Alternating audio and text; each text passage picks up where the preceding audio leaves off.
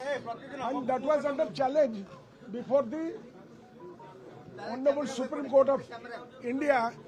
Just yesterday they pronounced. The Supreme Court of India had dismissed the petitions challenging the 42nd Amendment to the Constitution from 1976, which added the words socialist and secular to the preamble.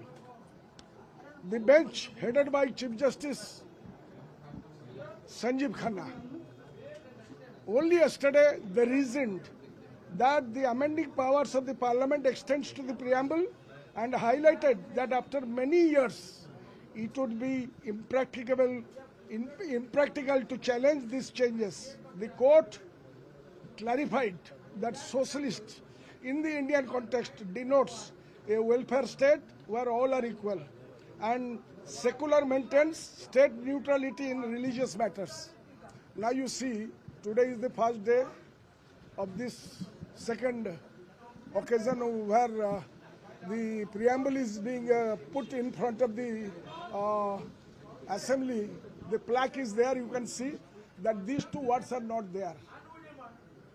एवं ये माने अमृत कालर सरकार double engine सरकार सरकार जे मुख्य अछंती ताकू दोष देवी नहीं से स्वाधीनता दिवस बोली निजे उच्चारण कर सारी. This is a fight upon our constitution. We are celebrating. The teeming millions of this country are celebrating this constitution. ये ला आम पाई रक्षा कवच constitution. तेणुकरी I have raised that unless the speaker removes this will be an affront to the constitution. यहाँ को हमें घोर विरोध करुचु वो नापसंद करुचु. नहीं एठी जो प्रिएम्बुलटा मरा जाइछि रखा जाइछि सेथिरे दुईटी शब्द नाही. आज होची भारत वर्षर संविधान दिवस नवेम्बर 26 होची संविधान दिवस. एही समय पार्लियामेंट रे माने पालन करूछन्ती जोटी के president of India vice president of India prime minister leader of opposition stage ऊपर बसंती जो सांसद बसंती संविधान दिवस पालन कराउछि. भारत वर्ष गोटे आशंका सृष्टि होता जे बीजेपी 400 सीट पाइले संविधान परिवर्तन करिवो एवं गतकाली मान्यवर सुप्रीम कोर्ट भर्डिक्ट देइसंती जे संविधान रे दुईटी शब्द कटा जाई पारिबो नाही.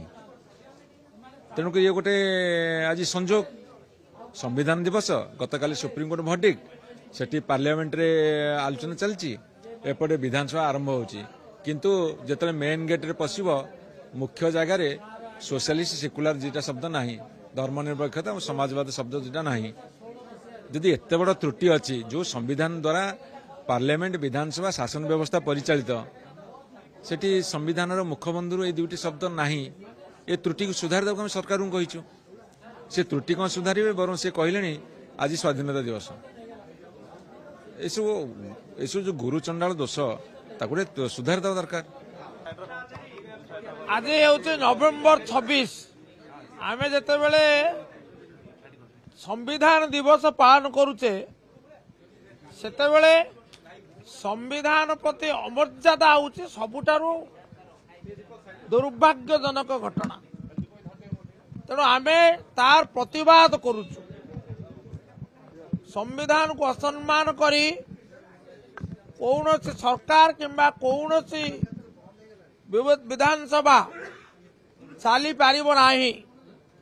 आम संविधान रे सार्वभौम एवं समाजवाद शब्द दुईटी 1976 मसीहा ठारू 42तम संविधान संशोधन पर स्थानित होईची. किंतु आज जो संविधान जो प्राक कथन बा प्रियाम्बुल प्रतिलिपि ये विधानसभा द्वार देश रे स्थापित करा जाइछि जहा प्रति सम्मान जणे आज मान्यवर सदस्य माने गृह को प्रवेश कले सेतिरे एई जोड़िए शब्द धर्मनिरपेक्ष एवं समाजवाद शब्द नाही. तेणु यह एक खंडित प्राक कथन बा preamble truncated constitution and it is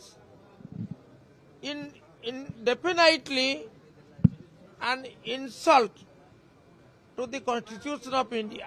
आमे प्रतिवाद करुचो एवं तत्क्षणात यार अपसारण करी पूर्ण संविधान रो जो प्रियाम्बल ताको उपस्थापन करने को दाबी करुछु। This is most unfortunate, most shocking.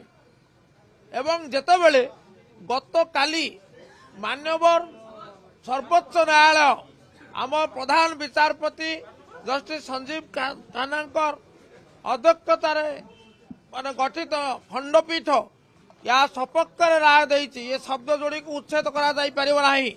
सेतेबेले एपଳି एक भूल करिबा एक गहित अपराध। तुरंत आपको अपसारण करी पूर्ण संविधान बा पूर्ण प्रियाम्बल एटारे स्थापन करिबा पे आमे दाबी करूछु। तो वर्तमान गौतम बुद्ध दास कोन कहउछन्ति बीजेडी प्रवक्ता संविधान टी विधानसभा रो फाटक सम्मुख रे रखा जायछि। सेथिरे दुईटी शब्द मुखबंधुर बाद दिया जायछि। गोटे हला सोशलिस्ट आ गोटे हला सेक्युलर। ए दुईटी शब्द को जानी सुनी की बाद दिया जायछि। गतकाली सुप्रीम कोर्ट रो जो रूलिंग आसीछि सेथिरे ए शब्द रहिबो बोली की सुप्रीम कोर्ट स्पष्ट करिसंती। किंतु आज पवित्र संविधान दिवस रे ओडिशा विधानसभा रो फाटक रे थिबा संविधान रे ए दुईटी शब्द को बाद दिया जिबा संविधान प्रति अपमान। आमे एई प्रसंग जेतेबेले आमर वरिष्ठ विधायक रणेंद्र प्रताप स्वाई आज प्रश्नकाल आरंभ रे पॉइंट ऑफ ऑर्डर माध्यम रे उठेबा को चाहिए ताकू बाचस्पति आलोचना करबा को देले नाही बा तांकू कहबा को देले नाही। या ठारू अपमान विषय लज्जार विषय कौन अछि। गोटिए पटरे मान्यवर मुख्यमंत्री संविधान दिवस को भरा सभा रे स्वाधीनता दिवस बोली कहउछन। से जानती नाही जे संविधान दिवस कौन स्वाधीनता दिवस कौन। अन्य पक्षरे ओडिशा विधानसभा रे बाचस्पति संविधान संपर्क रे जो संशोधन रो प्रस्ताव आमे आनिबा को चाहूतलु ताकू कहबा को दउनाहंती। तेनु यार प्रतिवाद रे आमे बाचस्पति को प्रतिवाद कलु। विधानसभा गृह मध्य को गलु। बाचस्पति मुलतवी कले। आमर दाबी होउछि प्रथमे संविधान को जो रखा जाइछि विधानसभा सम्मुख रे तार परिवर्तन करा जाऊ। सेक्युलर आउ धर्मनिरपेक्षता एवं जो सोशलिस्ट शब्द से रखा जाऊ तापरे विधानसभा चालू एतिके आमे दाबी